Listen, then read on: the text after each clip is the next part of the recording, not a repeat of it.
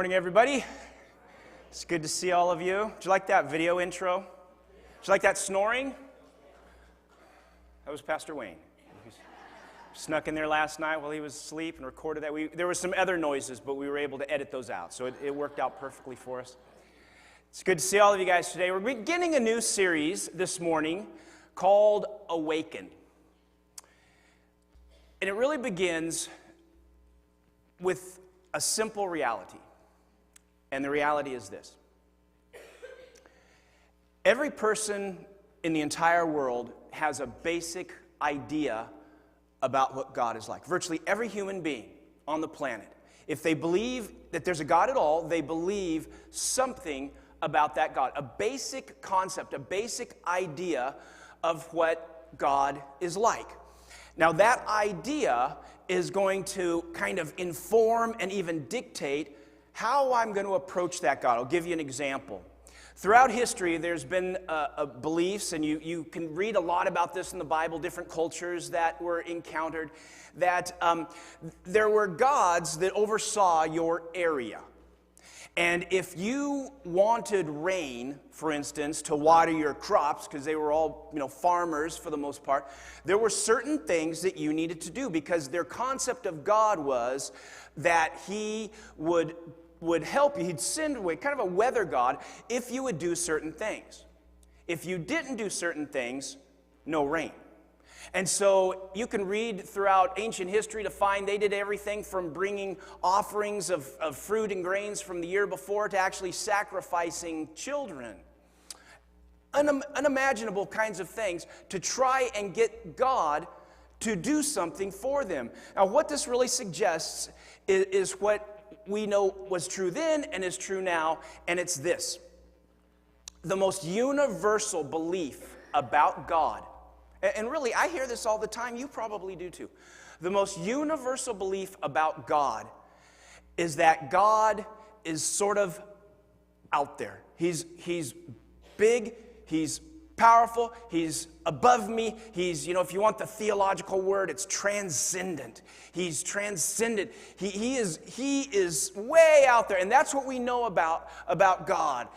And I'm down here.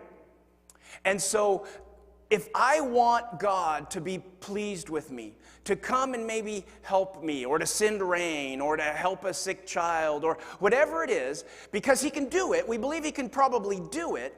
If I want God to help me in any way, then it's now on me to make sure that somehow I live up to God's expectations, whatever they are. And it really doesn't matter if you're talking to somebody, 10,000 miles away or somebody sitting on a bench out there. We have that basic idea about God because God is so big and so powerful and so far out somewhere else. And I'm down here and I'm weak and I need help. That if I want God to help me, if I want God to work and to do something for me, that I need to live up to God's expectations. Now, the reality is, most of us feel, whatever those expectations are, that we don't live up to them. Here's what I hear people say expectations are. I should probably be more active in my church. That's an expectation. I should help out. I should serve more. That's one you hear. I should probably pray more. I should read my Bible more. I should help people, help the poor. I should be more invested in helping. There's so many hurting people. I should. Do you notice the word should? I should be totally, committed to that. I should help out. I should be willing to work harder at what I should give more. I should give a lot more. I should be giving way more. I should. We constantly are shoulding all over ourselves. Have you ever noticed that? Constantly. I should. And the reason I should is because God is out there and I'm here and he has these major expectations, and if I want to please God, I need to live up to these expectations. Now, when you take that universal belief, and it was true 10,000 years ago, we see that in ancient things that we've known and archaeological findings and things like this. And they just recently found the bones of a girl whose head had been smashed in a sacrifice. Because you got to take a girl and you have to sacrifice her because God's out there, and that was what they thought his expectation was. And we do the same things. You know, we maybe don't sacrifice people, hopefully, but we should do this more. I should try more. I should attend church more. I should be more involved over here more. I should do this. I should do that. Because that's God's expectation for me. Now, you know, this now gives us what you could call takeaways. If that's my view of God, and it is, by the way, most people's basic understanding of God, even if we say, well, God is loving and God is so gracious and God is so good, but the reality is he's out there, I'm down here. There's big problems. He's God, I'm me, and he has expectations. I need to live up to those expectations. Now, we have these sort of takeaways from that, and here's what they are. The first basic takeaway, tell me if this sounds familiar to you. First basic takeaway is we really kind of feel that, in general terms, God is probably not happy with me. You ever been there? God is most people, and they could be the best person you've ever met, would say something like, well, I could do a lot better. I could probably do a lot better. I could try. I hear this all the time. All the time. I'm not very, very good. I should be a better Christian. I should do this better. I should be better. I should be better. Meaning, I'm not better, and so God probably, in general terms, isn't very happy with me, right? That's what most people think. God's probably not very happy with me. Second takeaway is we sort of feel like, well, God is probably pretty distant then. He's probably pretty distant. Not just because he's transcendent and I'm finite, you know, but because who wants to be near somebody who's constantly being let down? If I'm constantly letting down a friend, that friend probably isn't going to want to hang out with me.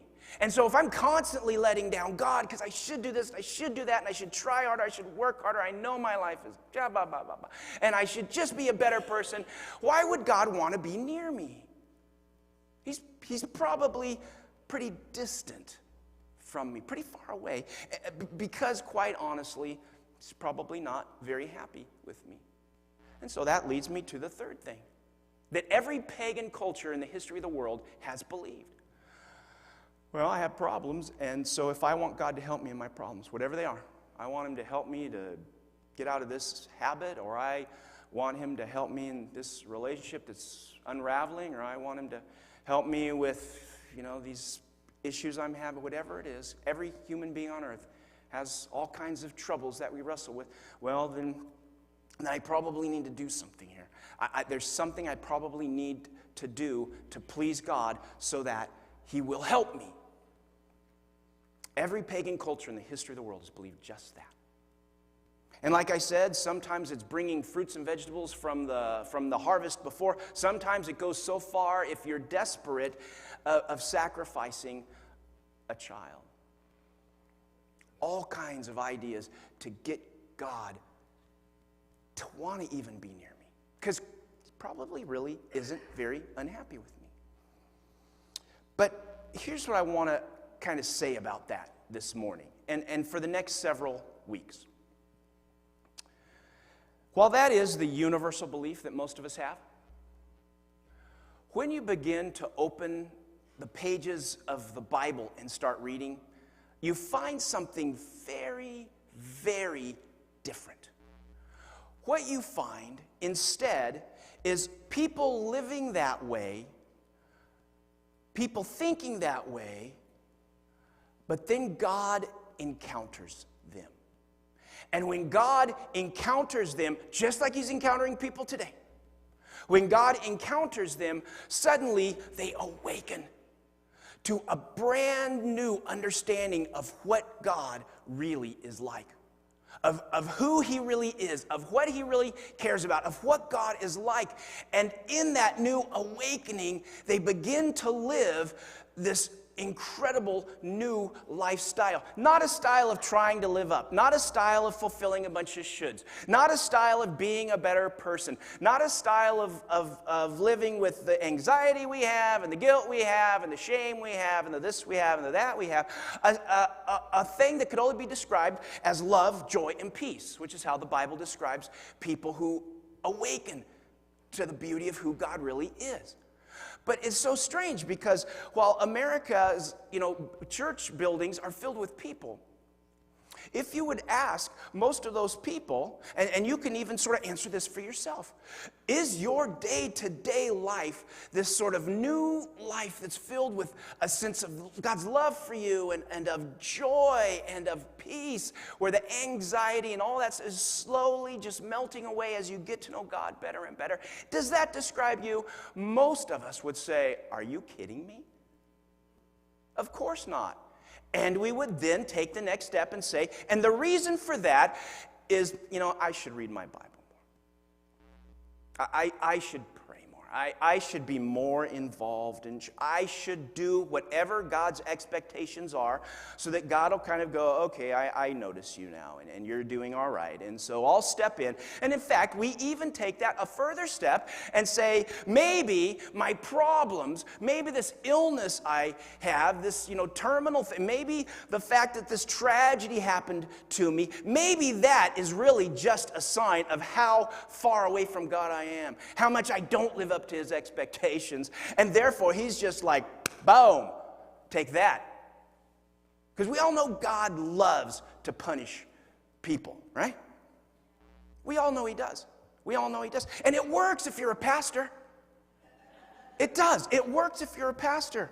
We are falling a little short on finances, and I would like to put a Starbucks right over there by my office. And so I just say, God loves those who give. Which, of course, assumes he hates those who don't. Billions of dollars have been made that way, but not for God. Universal belief.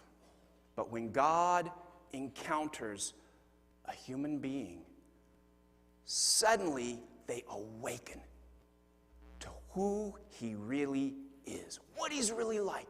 And it begins this unbelievable new journey with God. Now, there are no end to stories in the scriptures like this, but I am going to read you one today. There's 4 different stories I want to read you over the course of the next 4 weeks, and just see what it looks like when God encounters a person. But we're going to start today with one of my favorite guys that had a God encounter. We don't know his name. We don't know anything about him. Only the book of John, the Gospel of John, contains this story. It's really kind of a pretty small story, but this guy stands out to me as so much like most of us. Now, I want to just begin reading. We're going to put it up on the screen. You can follow along if you want. It's also in your bulletin. If you want to underline or circle anything, just trying to make it as helpful for you as we can. Now, this begins in the book of John chapter 5. Jesus has had all these different kinds of things going on. It begins in verse 1. It says, afterward, Jesus returned to Jerusalem for one of the Jewish holy days. So he has left the capital city, and now he's come back. Inside the city, near the sheep gate, was the pool of Bethesda with 5 covered porches. Crowds of sick people, blind, lame, paralyzed, lay on the porches. Now, here's what's going on. If you would look at the old city, you could go back 2,000 years ago in a time machine. What you would see, and by the way, archaeologists have found all this in the last 150 years now, buried by layer after layer of building. But what you would see is the capital city of Israel called Jerusalem, surrounded by big walls all the way around that are intended to protect you from your enemies. But there's a series of gates around those walls. There's one gate that they call the sheep gate in kind of the northeastern portion. By the sheep gate is a pool, a pool, maybe the size of this platform up here, something like that, maybe, and fairly deep.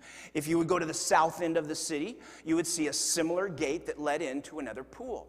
Now, what archaeologists have believed, and it makes a lot of sense, is that because they would have these large festivals, and one particular festival during the Passover, biggest, most important Jewish holiday, that they had a gate in this northern eastern section of the wall. They would open it up, and there they would bring sheep in from grazing pastures into that sheep gate, and they would go to the pool, and they would wash them and prepare them for sacrifice. Well, they had a gate in the southern part where they would also bring sheep up from that portion. Remember Bethlehem, where Jesus was born? Large fields out there, and they would have lots of sheep grazing out there. So that is where they would come in from Bethlehem, through that southern gate. They would bring them in, and they would wash them, and they would prepare them for sacrifice for the Jewish holiday of Passover.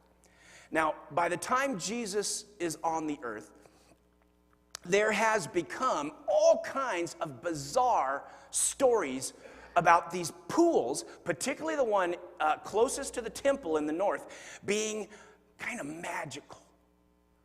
And that they have these sort of healing properties. You know, it's so easy for us to go from what God really has to sort of magical ideas. I had a friend, a lot older than me, owned a Christian bookstore. He's closed the store now and retired.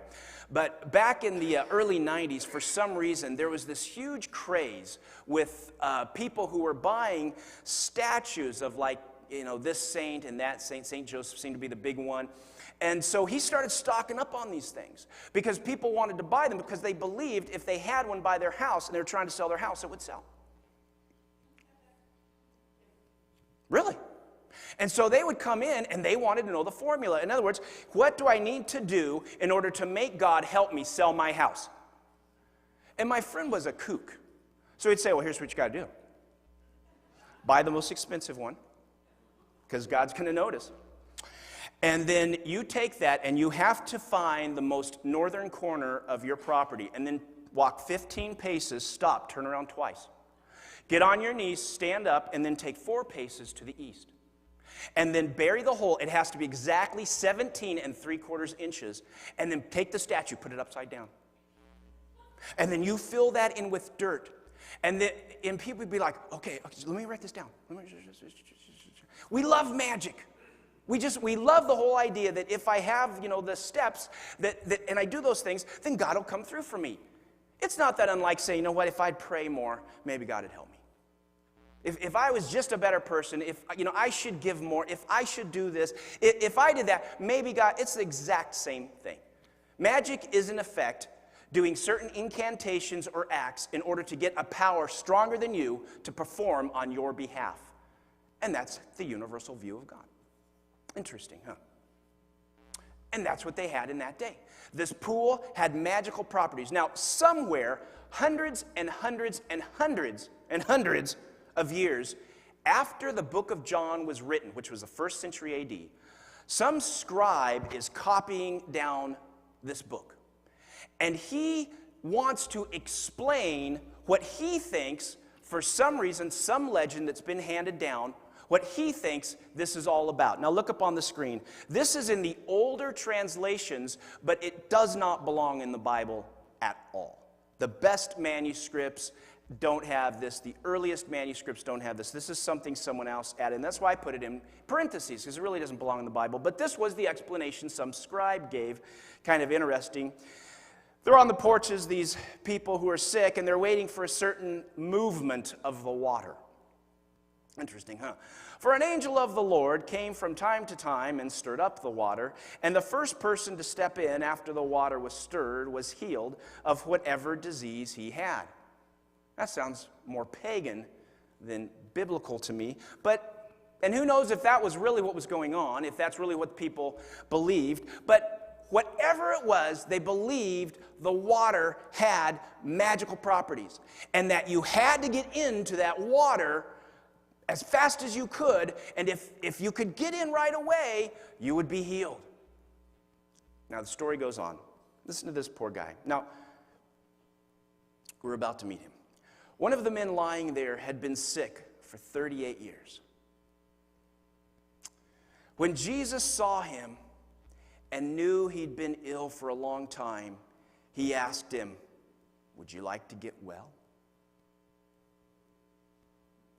Does that strike you as the dumbest question you could possibly? That is like when you first read that, walking into some wing of the hospital where you have a bunch of terminal people and saying, "Hey, anybody here want to get better? Anybody?" And of course the answer is going to, well, you're going to be arrested. But the answer from all of those people is going to be, and all of their relatives is, "Well, yeah, idiot. What do you think?" Why would Jesus ask such a thing? Oh, commentators go crazy on trying to understand why he's asking this question. And most of what they say is just silly. You know what he's doing? He's doing what is the most obvious thing Jesus always does. He's giving him an invitation, because that's how God is. Do you want to get well? The invitation isn't, "Hey, you've been sick. Do you want to be better?" The answer is yes. What Jesus is asking is, in effect, this: do you want me to make you well my way? He might as well say, "Are you willing to trust me here? Do you really want to be better? Do you really want to trust me? Do you really want to step up and kind of do something in a new way you've never done before? Or are you satisfied with this?" It's an invitation. Do you want to get better? Do you want to trust me? Now, this guy cannot appreciate it, but he's having at this moment a God encounter. He has his views too of God. And his view somehow has God giving a little bit of magic, sprinkle a little magic in this water somehow so the first person down in can be. That's his view of God. And that's mostly how we think about God. God has his favorites. God blesses this person and this person and this person, probably because they live better than I do. That's his view. But Jesus invites him to something totally new. Now, here's his answer. I like this. "Do you want to get well?" And he says, "I can't, sir." He was right about that, isn't it? 38 years he's been sick. I can't.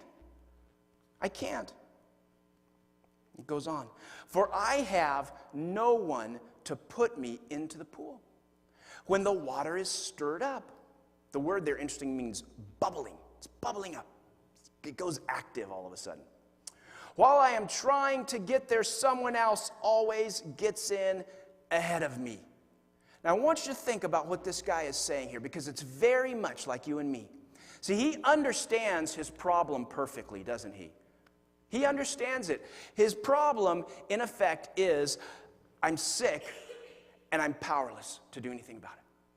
I got a problem and I'm powerless to do anything about it. Do you know how unhuman that is for us to finally get to that spot? Because you and I both believe that if we do enough stuff, the right things will happen. And that's why we came up hundreds of years ago with expressions like, "God helps those who help themselves." You just need to try harder. You just need to be a better person. You just need to figure it out. But this guy, fortunately for him, has hit that place where he knows he's absolutely powerless. He can't get in the water. He can't even move. Someone at some point helped him to this porch, and there he sits, and there he sat for who knows how long, and it's absolutely hopeless. Left to himself, he's in trouble. And so when Jesus gives him this invitation, "You want to get well? You want to get..." He's not thinking invitation. He's thinking, "I got to do this on my own. I need to figure this out." See, he understands the problem. He's powerless. He completely misunderstands the solution. He has his plan A. Raise your hand if you love your plan A. You should all raise your hand right now. Plan A. A is for agenda. It's my agenda. Plan A. He's got his plan A, and it looks like this. Somebody comes along who's strong. That person comes along at the right time. The water begins to bubble. That guy picks me up, helps me along, sets me in the water, maybe tackles a few other people trying to get in, knocks down the blind guy, punches out the guy with the leprosy, and puts me in the water really quick, and I'm healed. Plan A. And I'll step on whoever I got to stick. Plan A. Here's how I'm going to solve my problem. Plan A. And you got to know that when Jesus comes along, he looks at Jesus and goes, Plan A. This guy is big and he's strong. You know, he's a man's man right here. You know, very much like your pastor. Wasn't really meant to be funny. And he sees this guy talking to him, and when Jesus gives him the invitation for something new, which he misinterprets, he misses, he's thinking, Plan A. And so he says, I can't. I don't have anybody to help me, nudge, nudge, wink, wink, but you could.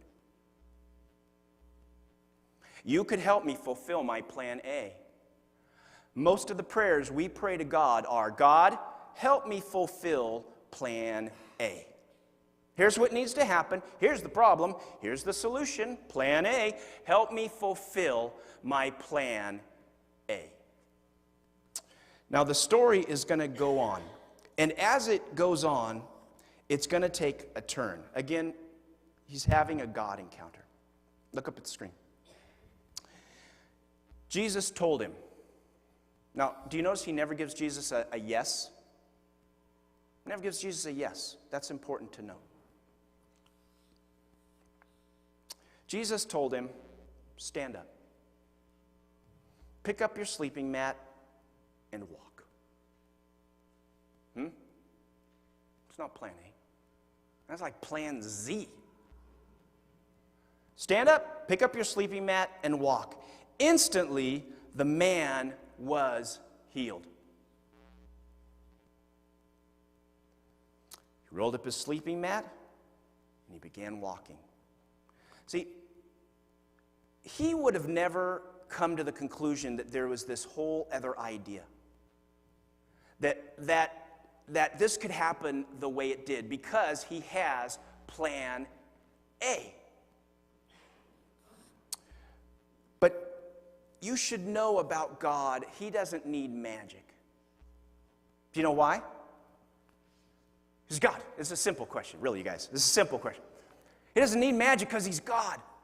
He doesn't need you to put the statue upside down to sell your house. He doesn't need you to read your Bible more and pray more. He doesn't need you to make sure you're involved more in this thing. He doesn't need you to do A, B, C, D, E, F, G, and then maybe he'll notice you. He already notices you. And not looking at you like, well, the jury's out. Don't know much, I'm just going to keep my eye on you. You know, the scriptures in the Old and New Testament both that talk about God watching everyone. We always see that as, I don't want him watching me. But you know, in almost every single context, the whole idea is that he's watching you so that he can bless you. He's watching you not to come down on you, but watching you like a parent who's just making sure you're okay. That's God. Now, the story goes on. Just want to finish reading this up here. He stood up. He's instantly healed. He gets his sleeping mat and he walks. Now, the story's going to take a little bit of a twist, and this twist is going to take it into the next story we're not going to look at today. But here it goes. This miracle happened on the Sabbath day. Now, the Sabbath day was, and still is, for the Jewish person, the last day of the week.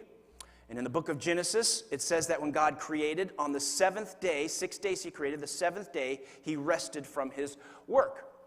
And so the idea is, and there's a lot of history of how this is kind of twisted and turned, but the idea is that they would work 6 days, and on the seventh day, they would have simply a day of rest, a day of worship, a day of not doing their typical labors. And it's meant to be a blessing to the Jewish nation and a way of making them stand out because everybody else worked 7 days a week in those days. And especially if you were under some kind of, servanthood or you're a slave or something. There were no days off. And so it's basically God's way of blessing his people and setting them aside as unique. But they had taken that and they had added all kinds of things because they started saying, now what does work really look like? Is it work to feed a horse? That might be work. Is it work to plow? Well, that sounds like work. Is it work to sew a button back on your shirt? Would that be work? Is it work if your house is on fire to carry water and put out? Is that work? These ideas of what God's expectations are. So it happens on the Sabbath. The Jewish leaders objected. They objected. They said to the man who was cured, "You can't work on the Sabbath. The law doesn't allow you to carry that sleeping mat." Something I want you guys to know. When you begin to truly follow Jesus, religious people will have a real problem with you. They just will. Because when you begin to follow Jesus, he will lead you in ways and have you do things that don't fit the paradigm of religiosity. You just need to know that. And that's what this guy is up against. Now, by the way, these leaders, you should know, the Jewish leaders are the people who believe that, and they teach everyone, that they are basically the closest ones to God, that they do fulfill the expectations the best, therefore they know God and can speak for God. Now the man replies to that in the next verse. He says, "The man who healed me told me, 'Pick up your sleeping mat and walk.' What was I supposed to do?" "Who said such a thing as that?" they demanded. The man didn't know, for Jesus had disappeared into the crowd. So you see what's going on? This guy has had a God encounter. Suddenly, he's healed after 38 years, and he didn't have to do anything. God came to him. God did a work. And not even because this guy was like, "Please, please, please, please, please, please, please." God did a work. His heart was open, I guess, that much, and God could do a work. And he says, "Okay, get your mat, go home. You don't need to be here anymore. This life is over. This life of pain, this life of worry, this life of frustration, this life of sorrow, this life that you've lived for the last 3+ decades, it's done, so you can get your mat and go someplace. New life's beginning for you." And he does. And the first thing that happens is he runs into religious people that say, "You can't do that. We don't do that around here." And he's kind of confounded by the whole thing, because the guy who actually healed him said to do it. So I guess he could have set down his mat and said, "You're right, I'm going to go sit back at that pool. Because this whole healing thing, I'm going back to the old life." But he doesn't do that. But he also doesn't know exactly who Jesus is. Now look at this. 2 more verses. Afterward, Jesus found him in the temple. Okay, so he stayed around the temple area. That makes sense. He's just been healed.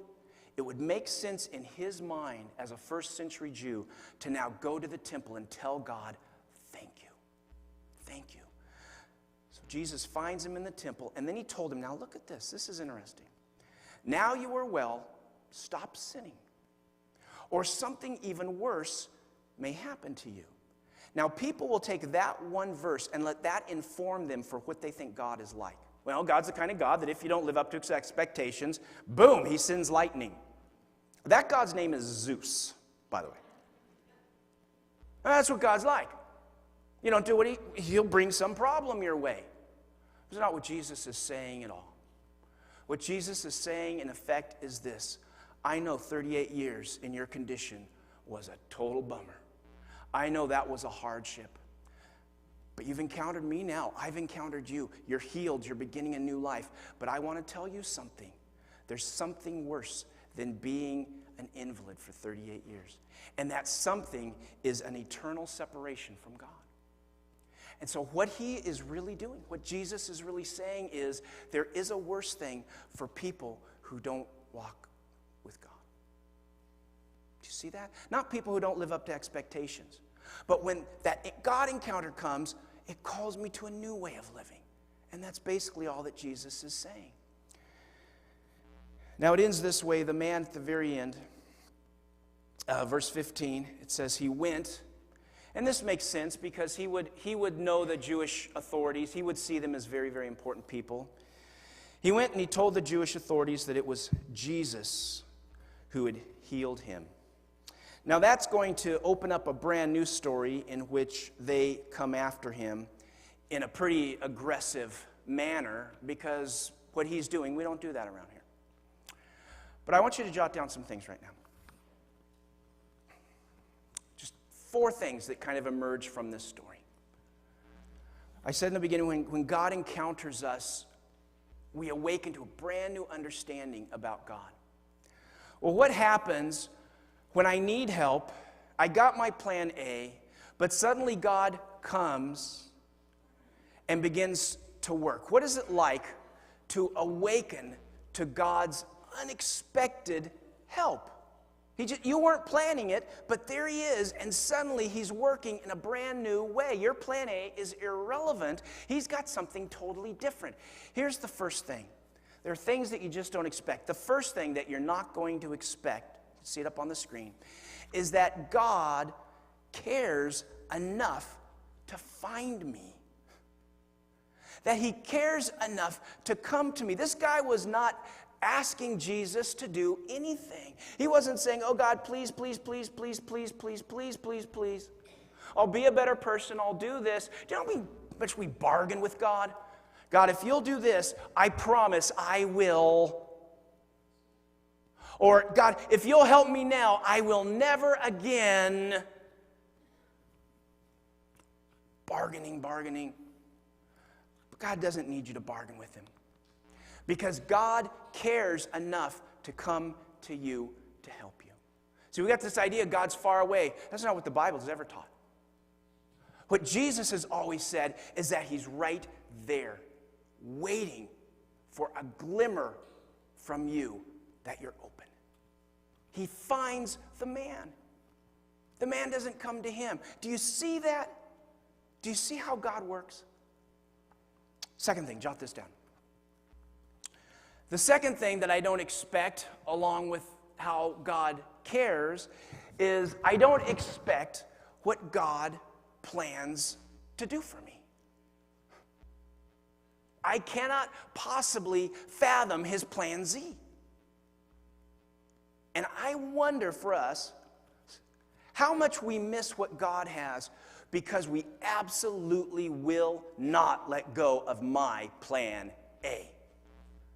Imagine if the story went like this. Jesus comes, he says, hey, you want to get well? And the guy says, well, I can't. And Jesus says, stand up and walk.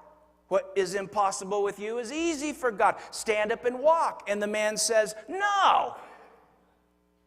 But if you, the big burly carpenter, want to help me into the water, I'm open. But I'm not standing at all. I know what the solution is, and you got to help me with that solution. Story doesn't go that way, but it makes you wonder if Jesus would say, okay, and walk away. I don't know. How much do we miss what God has for us because we won't let go of what I think I need for me? How much do I cling to plan A and so miss what God plans? Write this third thing down. The third thing is this that I don't expect in these God encounters. I don't expect how God makes it so easy. Easy. What does he have to do? Nothing. He doesn't have to get in the water. I said it 5 minutes ago, I'll say it again. What is impossible for me is easy for God. It's easy. And that looks like God's plan Z. Sometimes he just wants to step in and boom, set you free. He wants to do that. But I've got my plan A. I've got to go through this thing, and I've got to do this, and I've got to be involved in that, and I've got to do this, and if it's not coming through, it's probably because I'm not a good enough person. So we have this crazy concept. It's a universal concept, but a crazy concept of what God is like. It's not what Jesus is like at all. God, in the form of a human being, never did the things that we think God is like. Ever. And for him, it's easy. Easy. Now here's the fourth thing. This is when it starts getting a little bit more challenging. The fourth thing that I don't expect is that I don't expect what God will lead me to do.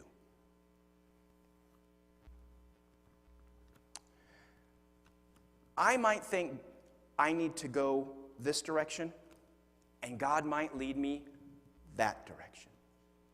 I might think the answer is to do this, and God might have me do this. What does God lead this guy to do? You know what he really leads him to do? One simple thing, and it's what he's always trying to lead us to do. What he really leads him to do is to trust him. To release plan A, release the magical bubbling water idea. Just let it go. It's hard. You've been thinking about it for decades. That's your plan A. But just release it. Just let go of it. And trust me. Trust me. Just trust me. Bible says this. This is a doxology, by the way, a praise to God. See it up on the screen, Ephesians chapter 3, it says, now to him, that's God. Now to him who is able to do immeasurably more than we ask or imagine. Underline imagine. Underline that. Than we ask or imagine. You know why it says that? It's not like, man, I imagine getting a Chevrolet truck. But God's idea is a Lamborghini. It's more than I can imagine. I imagine a 3-bedroom. God gave me 6 bedrooms. It's more than I can imagine. No.